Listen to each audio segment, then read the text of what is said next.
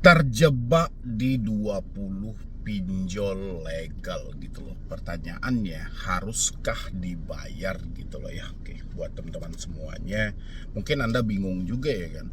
Di tengah situasi sulit seperti ini, di satu sisi mungkin Anda ada nawaitu atau niat ya saya mau menyelesaikan hutang ini aja gitu loh. Tapi di sisi lain ini nyelesainnya kayak mana gitu loh, posisinya duit nggak ada, ini setiap hari diancam terus dan segala macam gitu loh ya. Tapi ada beberapa hal yang bisa menjadi patokan bagi teman-teman semuanya sesuai dengan aturan dari Otoritas Jasa Keuangan juga gitu loh ya. Karena OJK telah menerbitkan aturan itu tentang beberapa larangan yang tidak boleh dilakukan oleh pinjol legal, pinjol resmi mereka. Jadi ini bisa menjadi dasar bagi teman-teman semuanya harus bayar atau tidak, walaupun keputusan ada di teman semuanya ya. Karena bayar atau tidak itu sebenarnya balik lagi ke kemampuan Anda gitu loh. Sejauh Anda mampu ya nggak ada masalah. Yang jadi masalah adalah Anda tidak mampu tapi memaksakan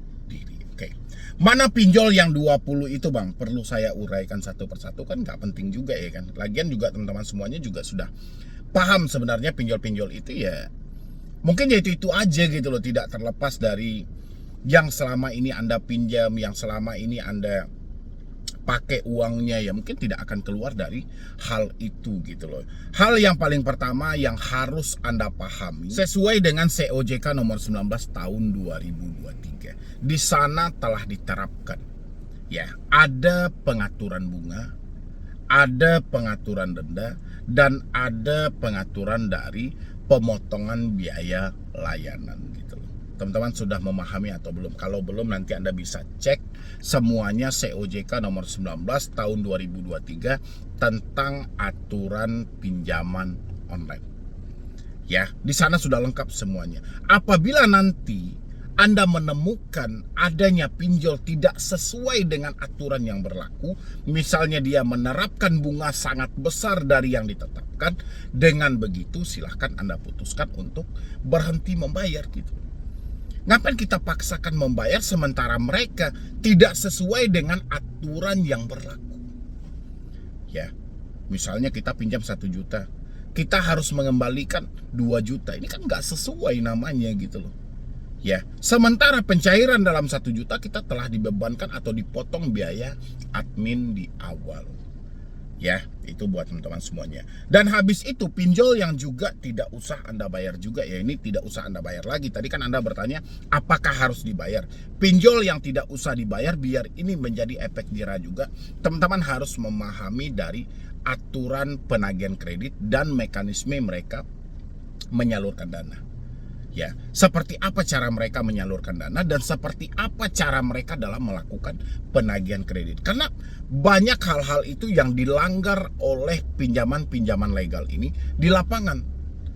Tapi hal itu tidak pernah tersentuh oleh Otoritas Jasa Keuangan. Walaupun kita tahu OJK tidak akan memberikan sanksi terhadap pinjol-pinjol itu, walaupun sudah kita laporkan dan segala macam, tapi kita bisa memberi efek jerahnya. Efek jerah yang bisa kita berikan terhadap pinjol ini, yang pertama mungkin kita bisa menghafal dulu persi-persi dari penagihannya. Kalau mereka melakukan penagihan dengan persi ancaman, saya pengen teman-teman semuanya tidak usah dibayar lagi gitu loh. Karena ini miris banget gitu loh. Kalau Anda sudah diancam dulu, Anda sudah ditakut-takuti dulu, sudah dicaci maki dulu, habis itu Anda melakukan pembayaran, ini kasihan orang berikutnya. Ya. Pastinya debt collector akan memakai cara yang sama untuk melakukan penagihan kepada orang berikutnya. Sehingga cara-cara penagihan yang tidak sehat ini selalu dipakai oleh debt collector. Jadi sudah saatnya teman-teman semuanya untuk menghentikan. Ya, misalnya Anda 2 hari menjelang jatuh tempo. Hari ini ya, mereka menghubungi Anda tapi bukan semata hanya mengingatkan, tapi lebih kepada penekanan, mencaci maki, menghina, mempermalukan dan segala macam.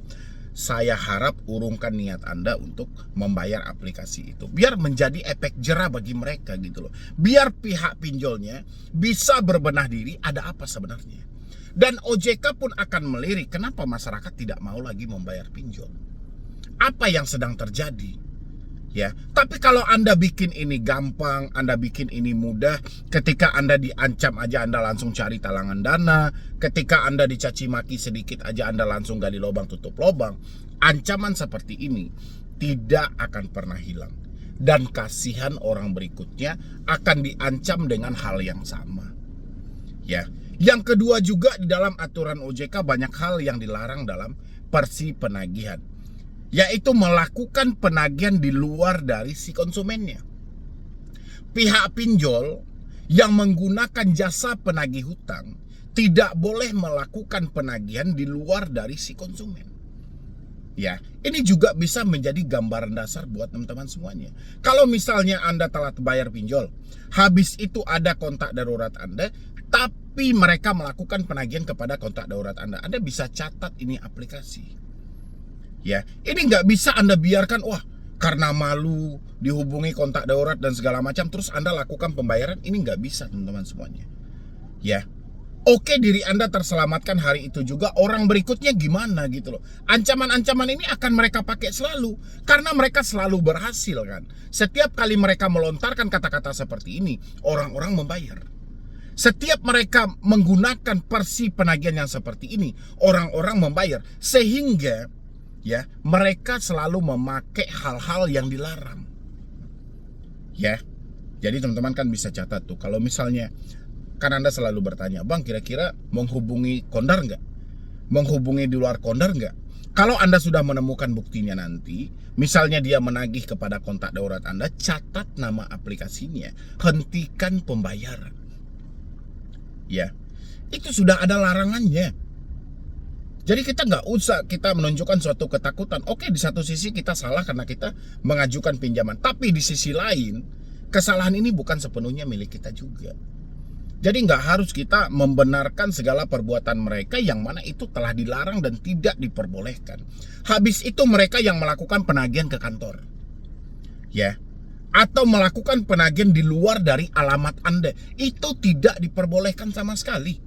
Lain hal kalau sudah ada kesepakatan dan perjanjian Anda dengan pihak debt collector-nya. Tapi kalau tidak, Anda nggak usah ladenin dia dan ambil buktinya berupa rekaman video, rekaman suara, foto orangnya, dan laporkan. Ya, karena poinnya hampir sama dengan poin yang pertama.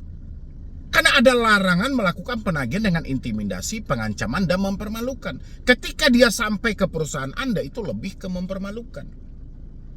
Ya.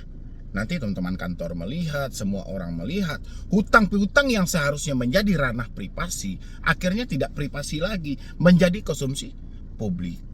Ya, tapi teman-teman harus mengambil bukti-bukti yang jelas gitu loh. Dan habis itu lagi ada batasan-batasan dalam persi penagihan. Pinjol itu cuma boleh melakukan penagihan dari jam 8 malam sampai dari jam 8 pagi sampai jam 8 malam. Melebihi dari waktu yang telah ditetapkan, Anda bisa catat gitu loh. Jadi sudah saatnya teman-teman semuanya melawan hal ini. Nggak bisa lagi Anda biarkan. Kalau pertanyaan Anda tadi, Bang, 20 pinjol ini misalnya, kalau kita telat bayar atau kita saat ini tidak mampu bayar atau kita sudah terlanjur terjebak di sana, apakah harus bayar? Ya, bayar atau tidak itu kembali ke kemampuan Anda. Tapi saya cuma mengingatkan, kalau Anda menemukan pelanggaran-pelanggaran yang terjadi, tolong buat teman-teman semuanya gitu loh. Cuman Anda yang bisa menghentikan hal ini. Kalau Anda terus-terusan membayar sementara mereka sudah melanggar aturan yang ada, ini sampai kapanpun cara ini akan dipakai pinjol selalu. Ya, tidak akan pernah dia tinggalkan karena cara ini yang menguntungkan mereka. Ya, jadi kalau untuk risiko yang Anda pikirkan, risiko pinjol itu nggak ada yang berat. Nyatanya sampai sekarang, ya, orang-orang cuman mendapatkan risiko yaitu tadi diteror, ditelepon, caci maki, dihina, sebar data. Cuman itu risiko yang mereka dapatkan. Jadi kalau Anda beranggapan mereka akan melakukan proses hukum, menarik aset-aset yang ada dan segala macam, itu drama Anda aja gitu loh. Yang jelas kata OJK, setelah 90 hari data wajib diserahkan kepada otoritas jasa keuangan untuk ditindaklanjuti. Dan OJK juga ada namanya Fintech Data Center khusus untuk pinjol-pinjol ini. Ada pusat data fintech lending khusus untuk pinjol ini. Jadi semua nasabah yang bermasalah nanti namanya dimasukkan ke sini. Cuman itu resikonya. Ya. Coba Anda yang galbay sudah 1 tahun, 2 tahun gitu loh. Resikonya tidak terlepas dari ketakutan yang Anda alami hari ini. Ya.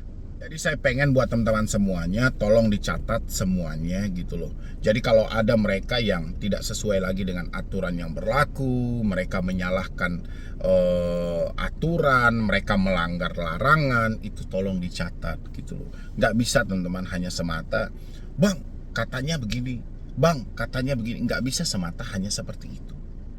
Ya, kita harus paham ini. Karena diri Anda yang masuk ke sini. Kalau Anda tidak paksa diri Anda untuk keluar dari semua ini, Anda akan sangat kesulitan. Ya, itu ya buat teman-teman semuanya. Dimanapun pinjolnya gitu loh. Selagi dia pinjol legal, resmi, dia wajib mematuhi aturan yang ada di OJK. Dan ketika mereka tidak mematuhi aturan tersebut, Anda pun tidak perlu ketakutan. Anda pun tidak perlu kecemasan. Kapan perlu, Anda pun tidak usah perlu bayar gitu loh. Ngapain lagi gitu loh, mereka aja tidak patuh kok. Kalau mereka tidak patuh ya berarti status mereka ilegal dong. Kalau memang mereka di bawah naungan otoritas jasa keuangan ya sudah, mereka harus ikuti. Ketika terjadi pelanggaran berarti mereka keluar dari OJK, dan kalau keluar dari OJK berarti status mereka ilegal. Kalau sudah ilegal ngapain kita bayar lagi? Ya kan? Lagian juga setiap terjadi permasalahan OJK menyampaikan tidak pernah percaya kok bahwa kasus itu terjadi karena pinjol legal. OJK selalu berdalih itu terjadi karena ilegal. Jadi ngapain teman-teman semuanya takut? Tinggal ganti nomor, hapus WA, email, udah selesai. Perbaiki hidup Anda di tengah ekonomi sulit seperti ini. Gak bisa Anda hanya tertumpu memikirkan hutang sementara Anda tidak bekerja. Sementara penghasilan tidak ada, duit masuk gak ada. Tapi setiap hari Anda memikirkan hutang. Ya, yang ada hidup Anda makin hancur.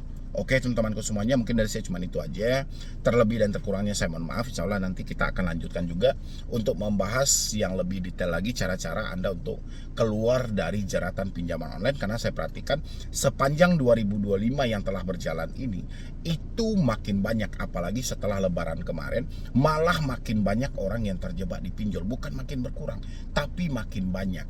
Ya, nanti harus ditekankan dan ditegaskan supaya orang-orang ini bisa lepas semuanya. Dan jangan lupa juga buat teman-teman semuanya untuk disupport selalu channel Solusi Utang dengan cara di like, di share, dan di subscribe juga ya.